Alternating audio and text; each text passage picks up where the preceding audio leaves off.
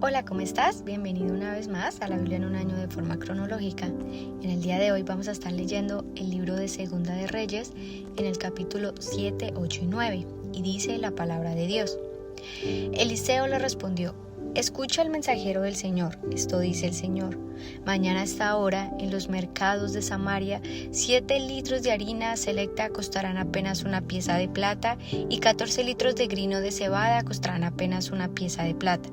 El funcionario que atendía al rey le dijo al hombre de Dios: eso sería imposible aunque el Señor abriera las ventanas de los cielos. Pero Eliseo le respondió: lo verás con tus propios ojos, pero no podrás comer nada de eso. Sucedió que había 4 hombres con lepra sentados en la entrada de las puertas de la ciudad.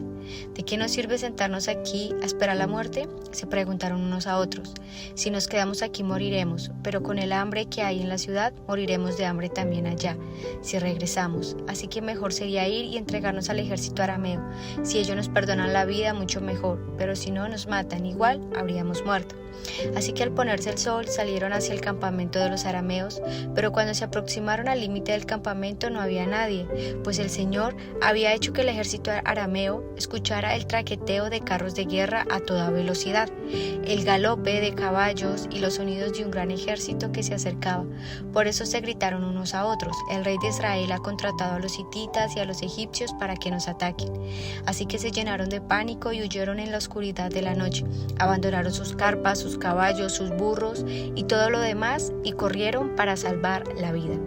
Cuando los hombres con lepra llegaron al límite del campamento, fueron de carpa en carpa, comieron y bebieron vino, sacaron plata, oro y ropa y escondieron todo. Finalmente se dijeron unos a otros: esto no está bien, hoy es un buen día de dar buenas noticias y nosotros no hemos dicho a nadie. Si esperamos hasta la mañana, seguro que nos ocurre alguna calamidad. Vamos, regresemos al palacio y contémosle a la gente. Así que regresaron a la ciudad e informaron a los porteros lo que había sucedido. Salimos al campamento arameo, dijeron, y allí no había nadie. Los caballos y los burros estaban atados y todas las carpas estaban en orden, pero no había ni una sola persona. Entonces los porteros gritaron la noticia a la gente del palacio. El rey se levantó de su cama a la mitad de la noche y dijo a sus oficiales: yo sé lo que pasó. Los arameos saben que estamos muriendo de hambre, por eso abandonaron su campamento y están escondidos en el campo. Esperen que salgamos de la ciudad para capturarnos vivo y tomarnos a la ciudad. Entonces uno de los oficiales dijo: deberíamos mandar espías a investigar que se lleven 5 de los caballos que quedan. Si les pasa algo, no será peor que si quedan aquí y mueren con todos nosotros. Así que prepararon 2 carros de guerra con caballos y el rey envió espías para que averiguaran qué le había sucedido al ejército arameo. Los espías recorrieron todo el camino hasta el río Jordán, siguiendo un rastro de prendas y objetos tirados por los arameos cuando huyeron desesperadamente. Luego regresaron y le informaron al rey. Entonces la gente de Samaria salió corriendo y saqueó el campamento de los arameos. Así se cumplió ese día, tal como el Señor había prometido, que se venderían 7 litros de harina selecta por una pieza de plata y 14 litros de grano de cebada por una pieza de plata. El rey asignó al funcionario que lo atendía para que controlara las multitudes en la puerta, pero cuando salieron corriendo, lo atropellaron y lo pisotearon, y así el hombre murió. Así que todo sucedió exactamente como el hombre de Dios lo había dicho, y que había predicho cuando el rey fue a verlo a su casa. El hombre de Dios le había dicho al rey: mañana a esta hora en los mercados de Samaria 7 litros de harina selecta costarán una pieza de plata y 14 litros de grano de cebada costarán una pieza de plata. El funcionario del rey había respondido: eso sería imposible aunque el Señor abriera las ventanas de los cielos. Y el hombre de Dios se había dicho: lo verás con tus propios ojos, pero no podrás comer nada. Y así fue, las multitudes lo aplastaron y murió a la entrada de la ciudad. Capítulo 8. Eliseo le había dicho a la madre del niño que él había resucitado: toma a tu familia y múdate a algún otro lugar, porque el Señor ha decretado que habrá hambre en Israel durante 7 años. Entonces la mujer hizo lo que el hombre de Dios le indicó, tomó a su familia y se establecieron en la tierra de los filisteos por 7 años. Una vez que pasó el hambre, la mujer regresó a la tierra de los filisteos y fue a ver al rey para recuperar su casa y sus tierras. Cuando ella entró, el rey estaba conversando con Giezi, el sirviente del hombre de Dios, y acababa de decirle: cuéntame alguna de las grandes cosas que ha hecho Eliseo. Cuando Giezi estaba relatando al rey la ocasión en que Eliseo le había devuelto la vida a un niño, en ese preciso instante la madre del niño entró para presentarle al rey la petición de su casa y de sus tierras. «Mire, mi señor el rey», exclamó Giezi, «ella es la mujer y este es su hijo, el que Eliseo volvió a la vida». «¿Es cierto?», le preguntó el rey, y ella le contó la historia. Entonces el rey dio instrucciones a uno de los funcionarios para que la mujer recuperara todo lo que había perdido, incluso el valor de todos los cultivos que se habían cosechado durante su ausencia. Luego Eliseo fue a Damasco, la capital de Aram, donde el rey Ben-Hadad estaba enfermo. Cuando alguien le informó al rey que el hombre de Dios había llegado, el rey le dijo a Hazael: «Llévale un regalo al hombre de Dios, luego dile que le pregunte al Señor: ¿voy a recuperarme de esta enfermedad?». Entonces Hazael cargó 40 camellos con los mejores productos de Damasco para regalárselo a Eliseo. Fue a verlo y le dijo: «Tu siervo Ben-Hadad, rey de Aram, me ha enviado a preguntarte: ¿voy a recuperarme de esta enfermedad?». Eliseo contestó: «Ve y dile, ciertamente te recuperarás, pero la verdad es que el Señor me ha mostrado que morirá». Eliseo se quedó mirando a Hazael tan fijamente que Hazael se sintió incómodo. Entonces el hombre de Dios se puso a llorar. «¿Qué pasa, mi señor?», le preguntó Hazael. «Yo sé las cosas terribles que tú le harás al pueblo de Israel», contestó Eliseo. «Quemarás las ciudades fortificadas y matarás a sus muchachos a filo de espada. Estrellarás a sus niños contra el suelo y abrirás el vientre de sus mujeres embarazadas». Entonces Hazael le dijo: «¿Cómo podría un don nadie como yo hacer estas cosas tan grandes?». Eliseo le contestó: «El Señor me ha mostrado que tú serás el rey de Aram». Cuando Hazael se despidió de Eliseo y regresó, el rey le preguntó: «¿Qué te dijo Eliseo?». «Me dijo que es seguro que te recuperarás», contestó Hazael. Ahora bien, al día siguiente Hazael agarró una manta, la empapó con agua y se la puso al rey sobre la cara hasta que murió. Entonces Hazael pasó a ser el siguiente rey de Aram. Joram, hijo del rey Josafat de Judá, comenzó a gobernar Judá durante el 5º año del reinado de Joram, hijo de Acab, rey de Israel. Joram tenía 32 años cuando subió al trono y reinó en Jerusalén 8 años. Sin embargo, siguió el ejemplo de los reyes de Israel y fue tan perverso como el rey Acab, porque se había casado con una de las hijas de Acab. Así que Joram hizo lo malo a los ojos del Señor. El Señor no quiso destruir a Judá porque le había prometido a su siervo David que sus descendientes seguirían gobernando, brillando como una lámpara para siempre.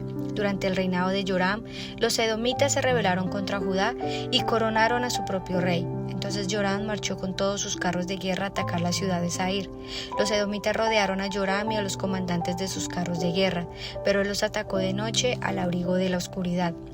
Sin embargo, el ejército de Joram lo abandonó y los soldados huyeron a sus casas. Así que Edom ha sido independiente de Judá hasta el día de hoy. La ciudad de Libna también se rebeló por ese mismo tiempo. Los demás acontecimientos del reinado de Joram y todo lo que hizo están registrados en el libro de la historia de los reyes de Judá. Cuando Joram murió, lo enterraron con sus antepasados en la ciudad de David. Luego su hijo Ocosías le sucedió en el trono. Ocosías, hijo de Joram, comenzó a gobernar Judá durante el año 12 del reinado de Joram, hijo de Acab, rey de Israel. Ocosías tenía 22 años cuando subió al trono y reinó en Jerusalén 1 año. Su madre se llamaba Atalía y era nieta del rey Omri, de Israel. Ocosías siguió el mal ejemplo de la familia del rey Acab, hizo lo malo a los ojos del Señor, igual que la familia de Acab, pues eran parientes políticos. Ocosías se unió a Joram, hijo de Acab, en su guerra contra el rey Hazael de Aram en Ramot de Galaad. Cuando los arameos hirieron al rey de Joram en la batalla, él regresó a Jezreel para recuperarse de las heridas que había recibido en Ramot. Como Joram estaba herido, el rey Ocosías de Judá fue a visitarlo a Jezreel. Capítulo 9. Mientras tanto, el profeta Eliseo mandó llamar a un miembro del grupo de profetas. «Prepárate para viajar», le dijo, «y llévate este frasco de aceite de oliva. Ve a Ramot de Galaad y busca a Jehú, hijo de Josafat, hijo de Nimsi. Llévalo a un cuarto privado lejos de sus amigos y derrama el aceite sobre su cabeza y dile: esto dice el Señor, yo te unjo para que seas el nuevo rey de Israel. Luego abre la puerta y corre por tu vida». Entonces el joven profeta hizo lo que le indicó y fue a Ramot de Galaad. Cuando llegó, encontró a Jehú sentado junto con otros oficiales del ejército. «Tengo un mensaje para usted, comandante», le dijo. ¿Para quién de nosotros?, preguntó Jehú. Para usted, comandante, le contestó. Entonces Jehú dejó a los otros y entró en la casa.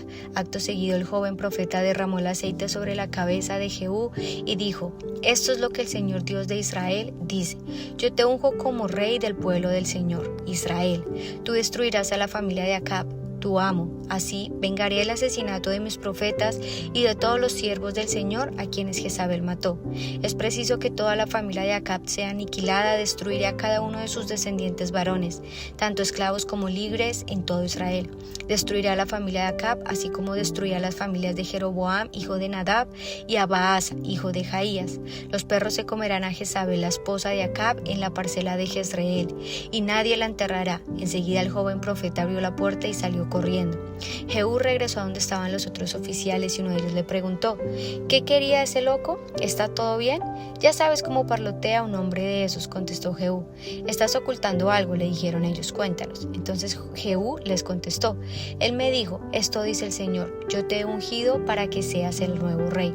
Enseguida ellos tendieron sus mantos sobre sus gradas y tocaron el cuerno de carnero mientras gritaban: Jehú es rey. Entonces Jehú, hijo de Josafat, hijo de Nimsi, encabezó una conspiración contra el rey Joram. Joram había estado con el ejército de Ramot de Galaad defendiendo a Israel contra las fuerzas del rey Hazael de Aram. Pero el rey Joram fue herido durante la batalla y regresó a Jezreel para recuperarse.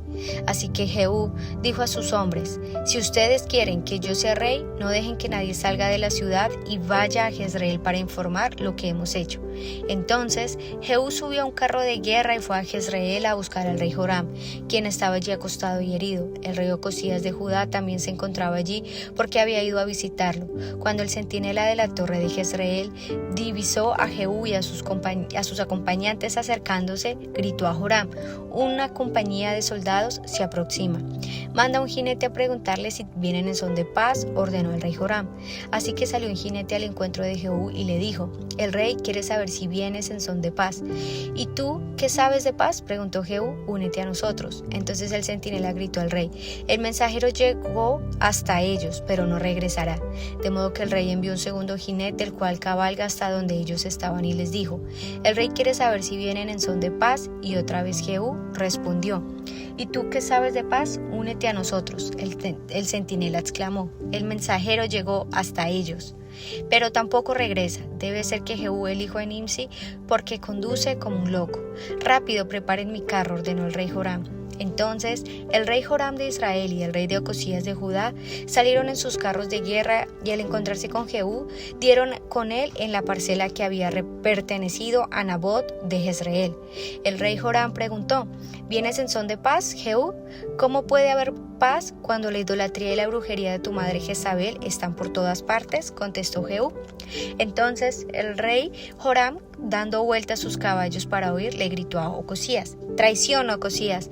Jehú tensó su arco y le disparó a Joram entre los hombros. La flecha le atravesó el corazón y Joram cayó muerto dentro de su carro. Luego Jehú le dijo a su oficial, Bidkar: arrójenlo en la parcela que perteneció a Nabot de Jezreel. ¿Recuerdas cuando tú y yo íbamos a caballo detrás de tu padre Acab? El Señor declaró este mensaje en su contra cuando dijo: juro solemnemente, dice el Señor, que en esta misma parcela le daré su merecido por el asesinato que vi ayer de Nabot y de sus hijos. Así que tírenlo en las propiedades de Nabot, tal como dijo el Señor. Al ver lo que pasaba, el rey Ocosías de Judá huyó por el camino que lleva a Bet Hagán. Entonces Jehú lo siguió gritando: dispárenle a él también. Así que hirió a Ocosías en su carro de guerra en la cuesta de Gur, cerca de Ibleam. Pudo llegar hasta Megiddo, pero allí murió. Sus sirvientes lo llevaron en el carro de guerra hasta Jerusalén, donde lo enterraron junto a sus antepasados en la ciudad de David. Ocosías había comenzado a reinar en Judá durante el año 11 del reinado de Joram, hijo de Acab. Cuando Jezabel, la reina madre, supo que Jehú había llegado a Jezreel, se pintó los párpados, se arregló el cabello y se sentó frente a una ventana. Cuando Jehú entró por la puerta del palacio, ella le gritó: ¿has venido en son de paz, asesino? Tú eres igual a Zimri, quien mató a su amo. Jehú levantó la vista, la vio en la ventana y gritó: ¿quién está de mi lado? Entonces 2 o 3 eunucos se asomaron a verlo. Tírenla abajo, gritó Jehú. Así que la arrojaron por la ventana y su sangre salpicó la pared y los caballos, y Jehú pisoteó el cuerpo de Jezabel con las patas de sus caballos. Luego Jehú entró al palacio, comió y bebió. Después de un rato dijo que alguien se encargue de enterrar a esa maldita mujer, porque era hija de un rey. Pero cuando fueron a enterrarla, solo encontraron el cráneo, los pies y las manos. Cuando regresaron y le contaron a Jehú, él declaró: eso cumple el mensaje que el Señor dio por medio de su siervo Elías de Tisbe, quien dijo: los perros se comerán el cuerpo de Jezabel en la parcela de Jezreel. Sus restos quedarán desparramados como estiércol en la parcela de Jezreel, para que nadie pueda reconocerlos. Amén. Bueno, y vemos una vez más cómo cada profecía, vemos cómo cada palabra que el Señor da se cumple a su tiempo.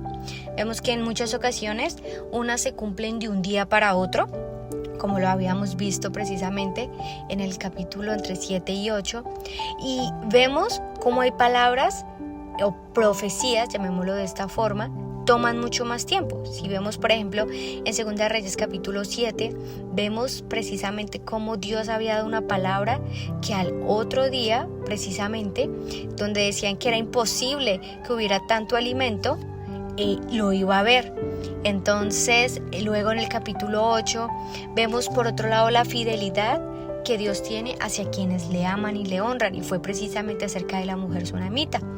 Ella había obedecido a la voz que Dios había dicho. Eliseo le había dicho que se tenía que ir.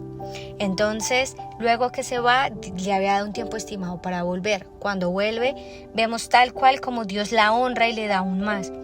Pero por otro lado vemos que todos aquellos que hacen lo malo, todos aquellos que en este caso como el rey Acab y sus hijos, vemos como tienen una muerte tal cual Dios la anuncia. Así es que creo que esto nos deja un mensaje clarísimo, y es aprender que nosotros tenemos que solo saber discernir y escuchar la voz del Señor. Quizás podemos escuchar tantas voces que nos dicen esto y aquello, pero solamente es la voz del Señor la que debe prevalecer. Y esto es precisamente el mensaje de hoy.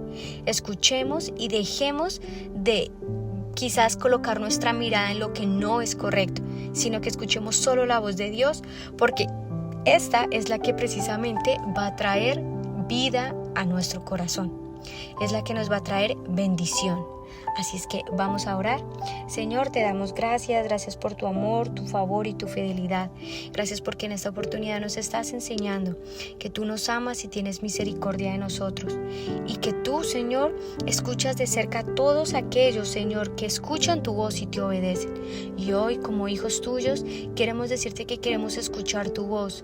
Queremos, Dios Todopoderoso, que nuestros pasos sean guiados por tu voz. Ayúdanos, Señor, así como aquella mujer sunamita había escuchado a tus profetas, que nosotros te escuchemos siempre a ti, para que en todo lo que hagamos, siempre hagamos tu voluntad y no la nuestra. Te damos gracias, Señor, porque hasta el día de hoy, Señor, vamos más de 100 días, más de 160 días escuchando tu voz, y queremos todos los días de nuestras vidas seguir escuchando tu voz. Gracias por tu palabra y por enseñarnos tanto, Señor, acerca de tu amor, tu fidelidad, de tus juicios y de tu misericordia. Te damos gracias, Señor. Amén. Y bueno, así terminamos un día más de la Biblia en un año de forma cronológica, y mañana nos vemos una vez más. Dios te bendiga.